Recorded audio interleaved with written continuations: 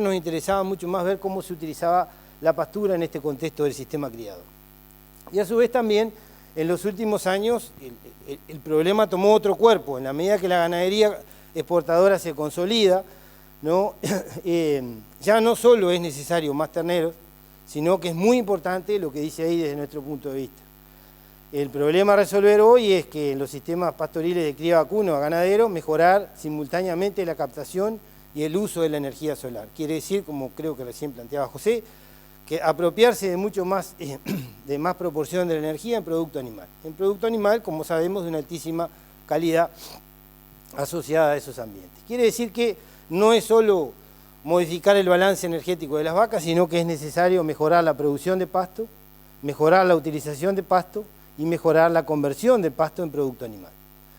Y desde esa lógica, el viejo modelo, que sigue siendo válido, de carga animal, producto por animal y producción por hectárea, es que lo empezamos a mirar ya no solo desde el punto de vista de la carga, sino de cómo la carga opera en los sistemas reales. En sistemas reales donde se modifica la producción de forraje entre las estaciones, el efecto de la carga animal depende de la oferta de forraje. ¿Qué es la oferta de forraje? El cociente entre los kilos de forraje y los kilos de peso vivo. Los kilos de peso vivo en base a los kilos de forraje. En ese sentido es que dijimos, bueno, en realidad hay una cosa tan clara que es el efecto de la carga, y en sistemas de producción donde el forraje varía, la oferta de forraje, tenemos que entender cómo la cría responde ante cambios en la oferta de forraje. ¿Por qué? Porque en realidad contamos, tanto nosotros como en la región, hay un experimento brasilero de largo plazo, que muestra que la relación entre oferta de forraje y producción animal, en este caso ganancia de peso de la recría, es como están en las funciones roja y azul. Se maximizan entre 10 y 12% de oferta de forraje. Quiere decir que entre 10 y 12% de oferta de forraje, un proceso de recría en términos de un año podría ganar 500 gramos por día. Y eso ha sido consistente por la investigación brasilera, que es más vieja y que a su vez es más de larga duración. Realmente es una investigación de muy larga duración, coordinada por Navinger en la Universidad Federal de Río Grande do Sur, iniciada por Marrasquín, y bueno, y retomada en estos últimos años con muchos trabajos de tesis de maestría, de doctorado, confirman básicamente el mismo modelo. Esta es la tesis doctoral de Piaggio que hizo en la EMAC, y muestra básicamente el mismo modelo. Y por el otro lado, la figura acá es contundente, es decir, en la medida que yo cambio la estructura de la pastura, oferto más pasto, y con esa mayor oferta cambia la estructura, cambia la tasa de crecimiento. Quiere decir que cambia la producción de nutrientes. De esa manera, en un proceso de recría podemos decir, bueno, cambia la producción de forraje, mejora la utilización, mejora la producción, y es probable que mejore la producción por animal y por unidad de superficie. Quiere decir, parece claro que hay que salir de esta ganadería extractiva, de esta ganadería emisora, de esta ganadería de bajísimo nivel de raíces, de bajísima captación de agua y de muy vulnerable al cambio climático en este sentido. No quiere decir que siempre veamos la pastura así, pero ya esta información muestra con contundencia la necesidad de moverse de acá a acá. Antes había mucha duda sobre si mejoraba la producción por hectárea y el resultado económico. La información que tenemos hoy en la región despeja absolutamente todas las dudas. No hay ninguna razón por la cual seguir trabajando con la vieja ganadería de stock desde el punto de vista económico, biológico y ambiental. Pero nosotros no sabíamos cómo respondía la cría a este modelo. Y es por eso que en los últimos años tratamos de entender, un poco tratando de usar el mismo modelo de balance energético de un sistema, cómo la cría respondía a esa eficiencia de utilización de la energía. ¿En qué sentido? En el sentido de decir, bueno, la cantidad de forraje es una variable de estado del sistema que está controlada por la tasa de crecimiento. La tasa de crecimiento es una tasa que está controlada por la interacción entre el clima, la oferta de forraje y a su vez los niveles de cantidad. Eso condiciona fuertemente el consumo, el balance energético de las vacas, y por ende también condiciona la eficiencia de uso de la energía para la producción, en este caso probabilidad de preñez y peso al destete. Condiciona la producción por vaca, y como en nuestra variable como en nuestro modelo la carga animal es una variable de respuesta, en realidad la producción por hectárea se conforma, en el sentido de que la carga animal aporta información a esta productividad por animal. Pero lo que nos interesaba en el corto plazo es conocer cómo la cría respondía cuando asigno más pasto, quiere decir, cuando le doy más cantidad de forraje a este proceso. Y diseñamos 2 experimentos que, por suerte, los 2 trabajos siguen. Son trabajos muy sencillos que están ubicados en el basalto y en el noreste. El proyecto 242, financiado por INAH, en realidad tuvo mucho más énfasis en este trabajo, ¿no? Y esos experimentos, en realidad, son experimentos de pastoreo en esos 2 sitios, de 95 y 96 hectáreas respectivamente, ubicados sobre suelos de basalto, en el caso de la estación San Antonio, y el noreste, Fraile Muerto y Zapallar en el caso de Bañados de Medina, y los tratamientos fueron 6 y 10 kilos de materia seca cada 100 kilos de peso vivo por día. ¿De dónde salen esos valores? De esa función que les mostré para la recría. Allí se maximizaba la producción por hectárea en 6% y se maximizaba la producción por animal en 10%. Siempre y cuando la oferta fuera fija, quiere decir, un mismo valor de oferta durante todas las estaciones del año. Esa misma investigación brasilera también mostró que si se modifican las ofertas de forraje entre las estaciones del año, es posible mejorar la producción por animal y por hectárea. Por ende, el diseño si bien tenía 2 valores promedio, las ofertas fueron variables entre estaciones del año que ahora les voy a mostrar. En el caso de Bañado de Medina, además del componente de oferta de forraje, lo otro que se movió, pensando en este mismo modelo, pensando en un modelo que alterara fuertemente la eficiencia de uso de la energía hacia los procesos de reproducción y producción, una vez que es consumida por el animal, se movió el componente genético de las vacas. Trabajamos con vacas puras y con vacas cruz, ahora les voy a mostrar. El diseño incluía una oferta alta y una baja, la alta era la azul, la baja era la roja, 16 conformados de esa manera, variando entre las estaciones del año. Como dije en este diseño, la carga animal es una variable de respuesta, es algo que responde a cómo se mueve el sistema. Y en el caso de Bañado de Medina, ya producto de un volumen muy grande de información generada básicamente por la gente de mejoramiento genético en facultad, también ha participado Graciela de INAH, en realidad está claro de que estas vacas son mucho mejores que estas. Las vacas cruzas son mucho mejores que las puras. En realidad lo que nos interesaba ver era cuánto eran mejores en cada oferta y por qué. Entonces hicimos un arreglo factorial de los tratamientos. Pusimos 2 ofertas de forraje, 2 niveles de forraje, vacas puras y vacas cruzas en ambos niveles. Bien, y entonces lo que me interesa a mí es mostrar rápidamente, considerando ese modelo, el modelo conceptual que estamos trabajando, cómo se modificó cada componente en base a los resultados de la investigación. Miremos cómo se modificó en este caso la cantidad de forraje. En este caso, la cantidad de forraje en un periodo bastante largo, no se ve mucho, de primavera del 2007 al verano del 2010, cantidad de forraje, alta oferta y baja oferta. Vean en altura, por ejemplo, no lo vean tanto en cantidad, miren en la altura. En altura vean que aumenta de 4 a 8 o 4 a 7 la alta oferta y luego cae y luego se viene a recuperar recién casi al año y medio. En el de baja oferta es como los potreros pelados, eso que hay en la ganadería siempre, es decir, constante entre 2 y 3 centímetros de altura.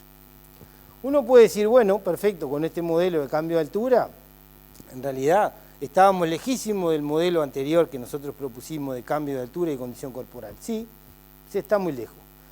El sistema operó con una restricción muy importante desde el punto de vista climático, fue la seca del 2007, 2008, 2009, que es una seca que casi duró un par de años, lo cual lo vuelve al experimento bien interesante desde el punto de vista de esa lógica. La tasa de crecimiento fue mayor en este periodo, en alta oferta, y luego también sigue un modelo cíclico, no se alteró la estacionalidad, obviamente, de la pastura, no hay ningún cambio en la composición botánica a corto plazo. Y lo interesante que quiero mostrar es la carga. Este dispositivo experimental implicó que en el tratamiento de alta oferta yo tuviera que bajar la carga un 25% en la primera primavera. ¿Qué sucedió después? La carga animal fue igual, y ahora voy a mostrar los valores. ¿Por qué fue igual? Porque aumentó la producción de forraje en el tratamiento de alta oferta.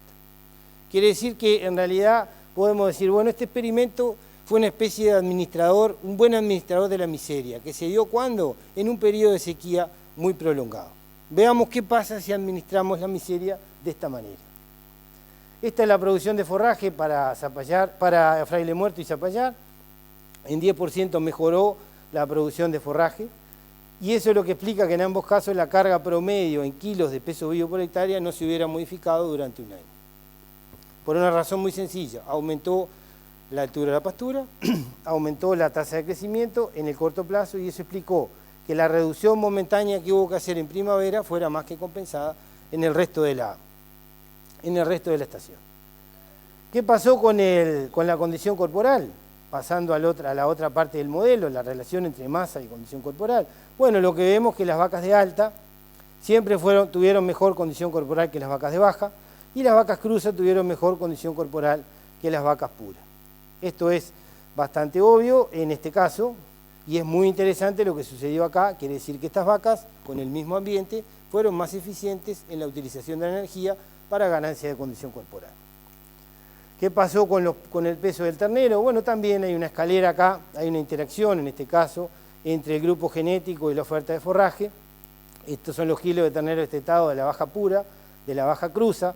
En baja las vacas cruzas fueron mejores y en alta fueron mejores que en estas dos, pero a su vez en alta cruza fueron mucho mejor. Quiere decir que hubo una interacción a favor de la cruza en la medida que voy mejorando el ambiente cuando expreso en kilos de ternero destetado. Bueno, aquí está la diferencia entre baja y alta y esto ustedes ya lo infieren cuáles son las razones, no es preciso explicarlas mucho. Ahora voy a mostrar alguna cosa, pero no las voy a explicar. Y el otro componente interesante es que hubo diferencia entre alta y baja en el porcentaje de destete promedio del experimento, pensando en el componente de reproducción. Esto es lo que sucedió desde el punto de vista de los grupos genéticos, la interacción. En realidad esta edad del ternero, el peso vivo, esto es alta, cruza, alta pura, vean que ambos van por arriba, pero vean que también la baja cruza va con un ternero que en realidad va ganando muy bien y queda muy lejos la vaca de baja pura. Acá hay componentes de reservas corporales, producción de leche, consumo de forraje por parte del ternero, que explican que en realidad mejoro la oferta, cambio el genotipo de la vaca y cambio fuertemente el peso del ternero. La diferencia entre un ternero de 40 kilos, bueno, no preciso ni decirle a la gente que está en el sector, ¿no? Pero 40 por $2.50, ustedes dan la cuenta de la diferencia que hay entre un ternero acá y un ternero acá. Pero bien, cuando analizamos los resultados en su conjunto, que es una de las cosas que más me interesa ver acá, encontramos en azul lo de Bañado de Medina. Y en rojo, si bien no presenté ningún resultado, ustedes créanme que es así, no lo voy a hacer, es lo de San Antonio. En San Antonio nosotros usamos vacas primíparas, con el mismo diseño, son vacas que provienen del rodeo de la estación, son un ganado Hereford, muy buen ganado, que en realidad es parte del rodeo experimental. La carga animal en este caso no fue diferente, fue 0,9 y 1,1 vacas por hectárea, pero no resultó diferente. En kilos de peso vivo, 386, 367, 367. Quiere decir que ese experimento, con esa asignación de forraje, permitió mantener 367 kilos de peso vivo por hectárea. El peso del destete, en este caso, fue mayor en la medida que voy desde 6% a 10% y vacas cruzas. Hay 20 kilos de diferencia. La preñez también, el porcentaje de destete también, y esto es lo que me interesa. Al no haber diferencia en la carga animal, estas mejoras en la eficiencia por animal de producción, que se explican por mejor balance de energía y porque capté más energía rumbo a la producción, se expresan en mayor producción por hectárea. ¿Cuánto? De 91 a 155. No consideren mucho los valores absolutos, pero esa diferencia de casi 60 kilos en producción por hectárea no solo es muchísimo dinero, sino que es muy atractiva para justificar cualquier enfoque de control de la oferta de forraje en un sistema criador. ¿Qué sucedió en Salto? Es bien interesante. En Salto tuve que bajar la carga y esa bajada en la carga fue significativa. Yo trabajé, asigno más pasto y trabajo con menos carga. Miren los niveles de carga, ¿no? Estos niveles de carga se mantuvieron porque yo no dije nada acerca sobre la estructura de la pastura. Yo asignaba pasto, así hubiera 2 centímetros de pasto, 10 centímetros de pasto. En realidad, el dispositivo experimental no consideró ningún enfoque sobre la altura. ¿Me explico lo que quiero decir?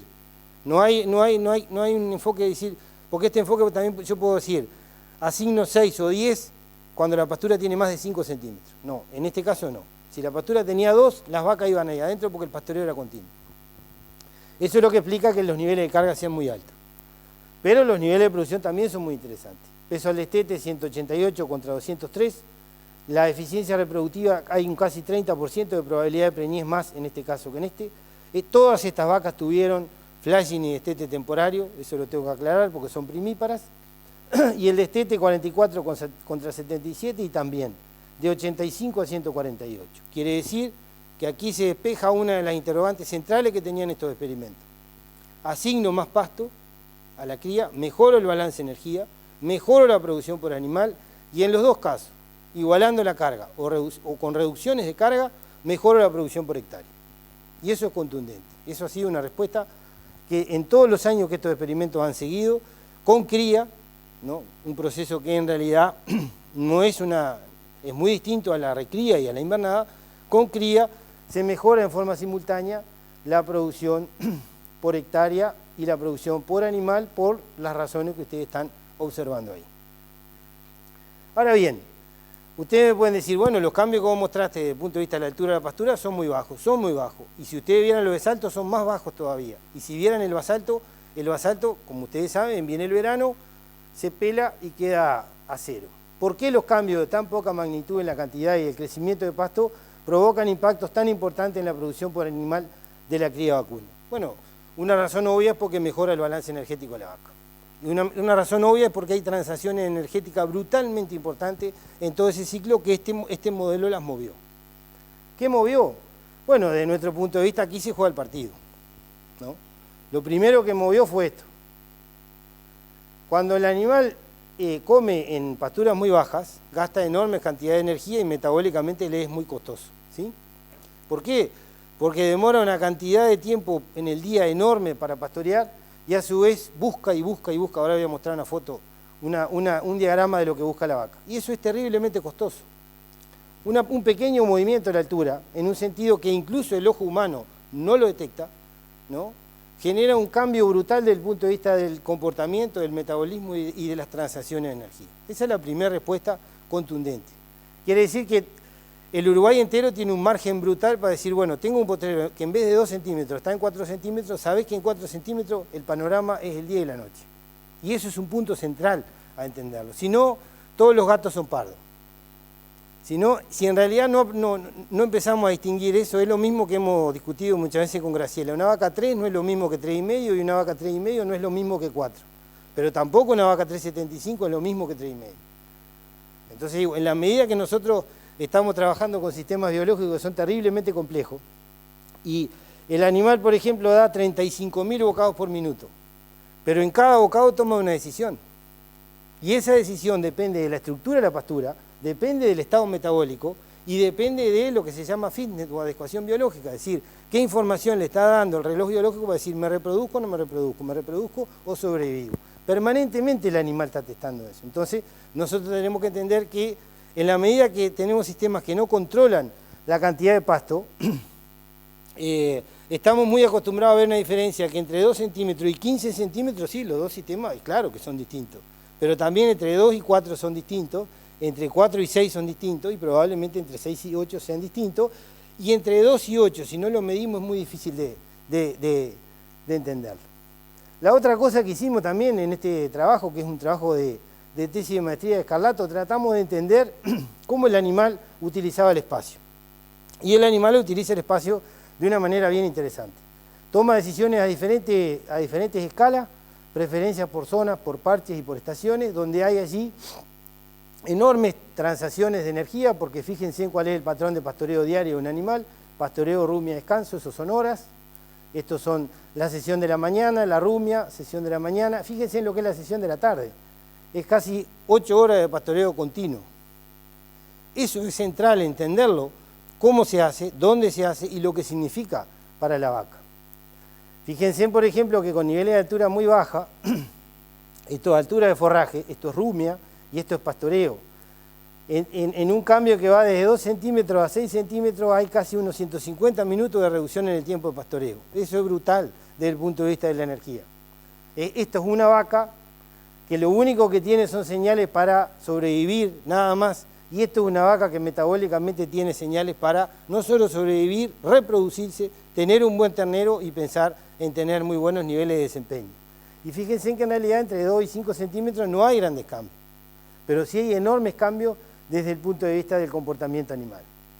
También hay enormes cambios desde el punto de vista del uso espacial, del pastoreo, que es terriblemente importante, los animales desarrollan en pastoreo. Fíjense en lo que es una vaca, por ejemplo, esto es una oferta en 12% de oferta. Yo traigo esta foto que es de un acuerdo que hicimos con Embrapa, pero nosotros tenemos básicamente los mismos registros. Una vaca en 12% de oferta tiene este patrón diario de pastoreo medido con un GPS. Vean qué trayectoria más predecible. La vaca entra acá, sigue esta trayectoria. Esto es muy regular. Es decir, es una trayectoria muy poco costosa para el animal. Muy poco costosa. Y muy poco costosa para el pasto también. ¿Por qué? Porque en realidad quien controla la selectividad es la altura. El concepto que hay que las especies nuestras desaparecen porque en realidad las vacas siempre van al mismo lugar, es un concepto que no es así. Las vacas van al mismo lugar con especies muy bajas.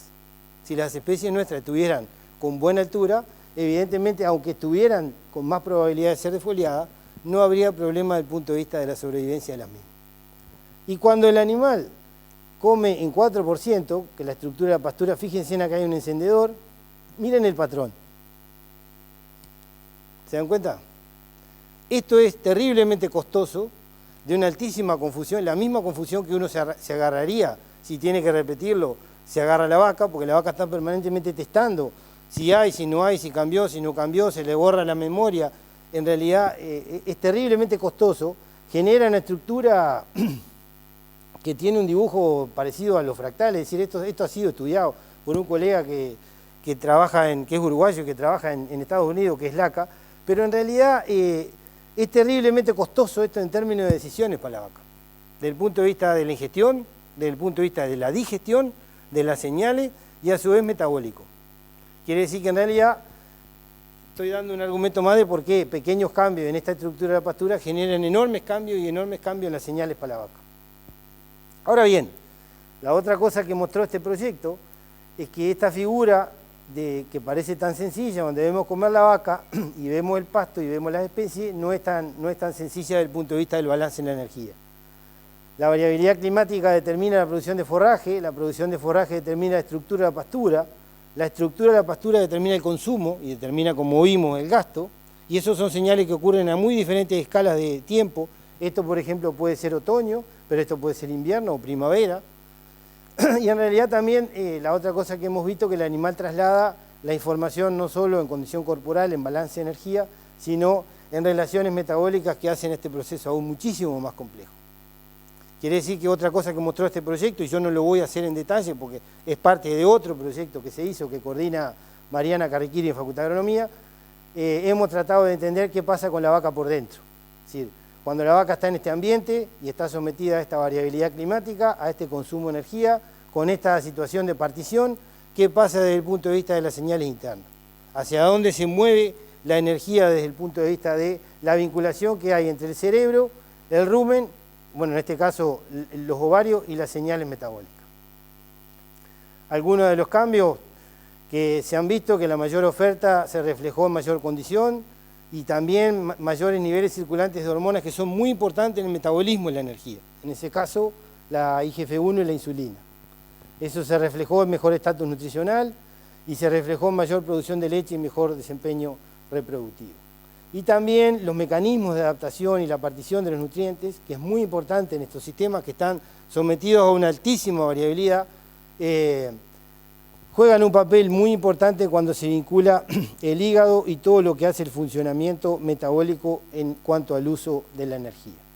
Por ende, pequeños cambios en la estructura de la pastura generaron enormes cambios desde el punto de vista de la vaca por dentro, como le llamo yo. Ahora bien, tratando de ir a una especie de mirada general de estos datos. Lo que es clarísimo es que pequeños cambios en el consumo de energía por vaca generaron grandes cambios en la eficiencia. Pero los cambios en la oferta de forraje mejoraron el consumo de energía por vaca, pero no por unidad de peso vivo. ¿Qué quiere decir? Que tenemos un margen enorme de mejora. Eso es lo que quiere decir esta información, que podemos asignar más pasto y vamos a encontrar muchísimo mejores respuestas porque todavía ahí no hemos mejorado el consumo por unidad de peso vivo. Las diferencias en el consumo individual, que esto lo estoy infiriendo a partir de información que tenemos de las mediciones de Alcano, son de inferior magnitud que los cambios en la eficiencia de uso del alimento. Quiere decir que todavía en este rango de altura las vacas fueron muchísimo más eficientes en transformar ese alimento y hay un rango enorme también de seguirlo mejorando. Los cambios en la oferta de forraje y de los grupos genéticos de las vacas mejoró no solo los niveles de producción, sino que mejoramos la eficiencia de transformación de la pastura. ¿Qué implicancia tiene mejorar la eficiencia de transformación de la pastura? Por lo pronto reduce los costos, pero también tiene un componente fuertísimo de efecto ambiental que ahora lo vamos a mirar. Quiere decir que ya sabemos que estos planteos reducirían todo lo que son los problemas de la huella. Ahora bien, en realidad me interesa hacer una sola reflexión de qué ha pasado con esta información cuando se ha aplicado a nivel predial o cuando se ha intentado aplicar parte de esta información en sistemas de producción predial. Sobre todo, qué fundamentos, qué propuestas y algunos resultados de sistemas comerciales de producción ganadera. Porque siempre la pregunta cuando presentamos esto es sí, pero, siempre aparece, ¿qué pasa a nivel comercial? Bueno, a nivel comercial hay mucha información ya que se está generando. El INEA tiene un proyecto en la zona del este que está muy bueno, que ahora tienen una jornada, ¿no? El 5, y en realidad han generado muchísima información. Bueno, y yo voy a mostrar el de Escarlato, porque Escarlato conduce este sistema y hemos trabajado mucho juntos durante todos estos años. Este es un sistema criador de 600 hectáreas sobre sierras de La Valleja, con un índice conial 63, y que en el 2009-2010 tuvo un serio problema de quiebre por la sequía. Estaba trabajando con una carga importante, con un esquema tecnológico de suplementación, de uso de prácticas de manejo en el rodeo, de atención a la recría, pero quebró el sistema en la sequía. Y en realidad en ese momento provocó una reducción del número de vacas en toral de 290 a 240. ¿Cuándo lo provocó? En primavera. ¿Qué resultado esperaba? Lo que estaba acá. Aumento del peso de los terneros, aumento del peso de los animales de refugio y menor vulnerabilidad frente a variabilidad climática. Este era el estado cuando el sistema quebró: primavera del 2009, primavera del 2010, primavera del 2011, primavera del 2012. En realidad vean una tendencia creciente desde el punto de vista de la altura y la estructura de la pastura. ¿Qué implicó en términos de carga ese cambio?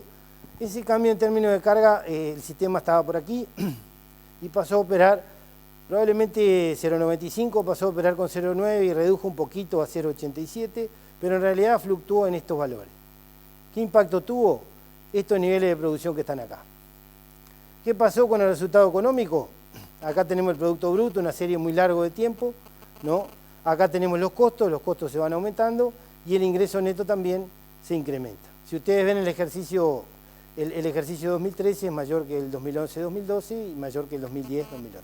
Es un sistema que venía trabajando con un nivel de ingreso relativamente interesante y con un nivel de producción relativamente interesante, por ende un sistema que era bastante exigente desde el punto de vista de su condición de partida para mejorar esto. ¿Qué puede concluirse en términos generales de esta información?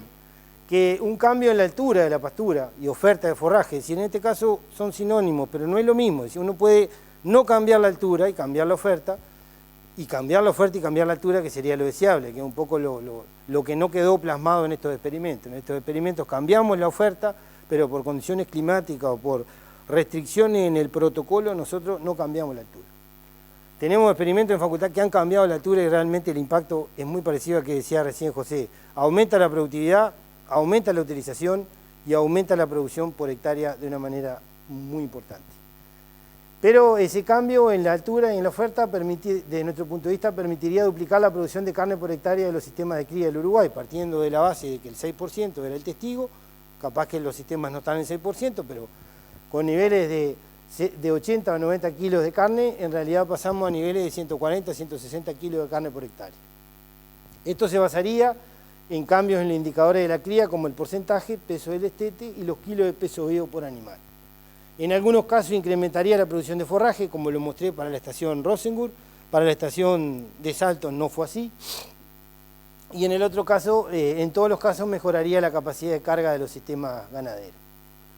En realidad, por ambas vías, que es lo que me interesa más discutir reducción en la carga animal en primavera, pero no en la anual, que fue el caso de la Rosenburg, el experimento de Bañado Medina, o en el otro caso, cambios en lo anual, cambiando la oferta de forraje mejora la eficiencia global en el uso de la energía y desde nuestro punto de vista también va a mejorar el resultado económico, porque con los mismos recursos se produce más cantidad de carne por hectárea. Otra cosa que es contundente que en estos sistemas, que el empleo de animales genéticamente más eficiente, y en este caso solo fueron las cruzas.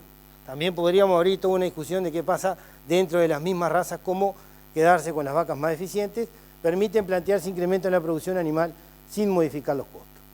Esto como una figura muy grande desde el punto de vista de la... Otros trabajos que han sido hechos en facultad, que en realidad me interesa mostrar la relación que hay entre las emisiones con el resultado económico, con el resultado físico, que mejorando la producción, utilización y la conversión, se mejora lo que se reducen de una manera marcada en base a estos trabajos las emisiones.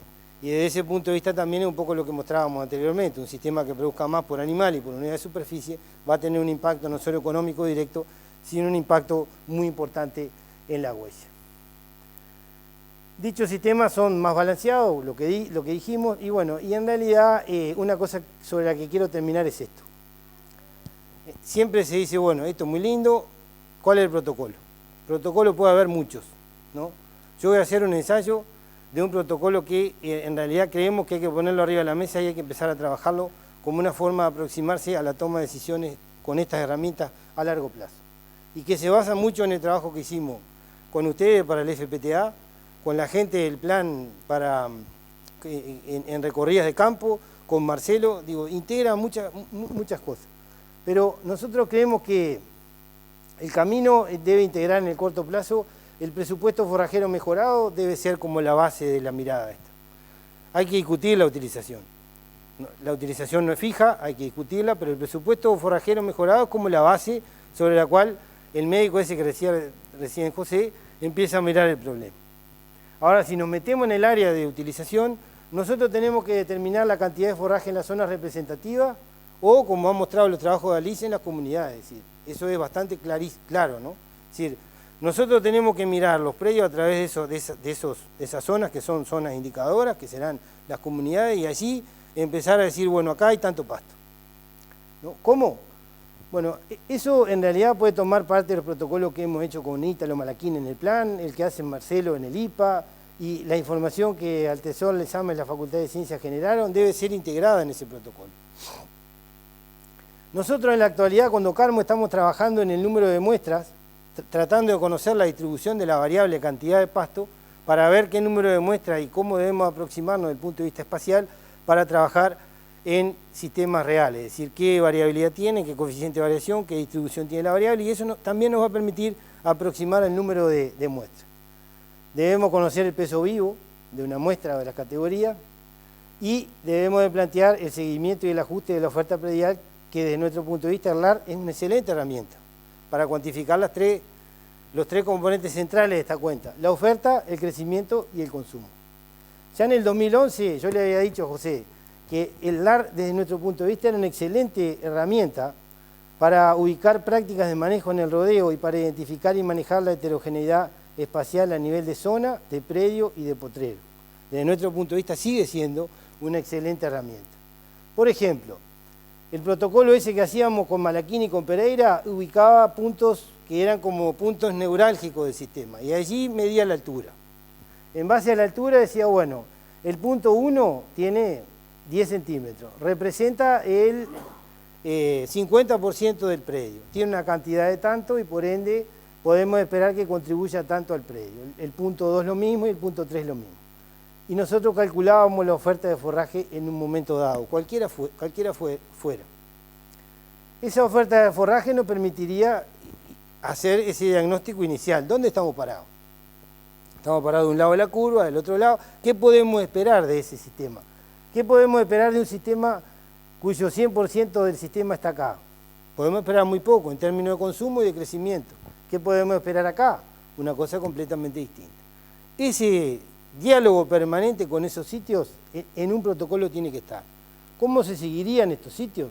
Yo pienso que el LAR sería una excelente herramienta para cuantificar el crecimiento y evidentemente habría que validar, obviamente, una función que relacione la oferta, el crecimiento y el consumo, que el consumo básicamente sería una función de los kilos de peso vivo que está en el sistema. En este caso, por ejemplo, en este sistema había mucha discusión sobre si había exceso o no de forraje.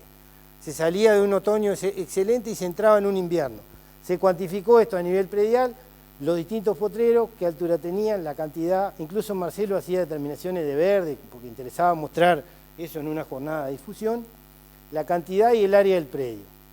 Llegamos a la conclusión de que la oferta era 7% en la entrada del invierno. ¿Había exceso de forraje? No. ¿Qué podíamos esperar? Que se mantuvieran los kilos de peso vivo durante todo el invierno hasta la entrada de la primavera. Eso nos parece que es un protocolo interesante para empezar a trabajar, porque lo que sí mostraron los experimentos fue que el balance de energía no solo se controla con la carga y se controla con la producción de pasto, sino que se controla con la oferta. Fíjense en el balance de energía alta y baja oferta en el caso de Salto, y alta y baja oferta para el caso de Salto, alta y baja oferta para el caso de... no es el balance, esto es la oferta, perdón. Para el caso de Bañado de Medina. Si yo no controlo esta asignación, lo que sucede es que el balance de energía de los animales lo ajusta el clima. ¿Quién ajusta? Ajusta el clima.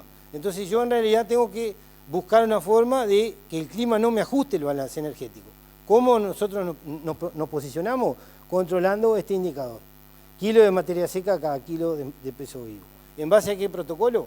Lo que mostré anteriormente puede ser una aproximación. Pueden surgir 47 protocolos y ojalá que surjan, porque en realidad en la medida que surja va a haber mucha gente mirando este proceso de una manera muy dinámica y con una altísima posibilidad de que en vez del clima, el balance energético en estos sistemas me lo controle el hombre. Así que desde nuestro punto de vista le agradecemos mucho la atención.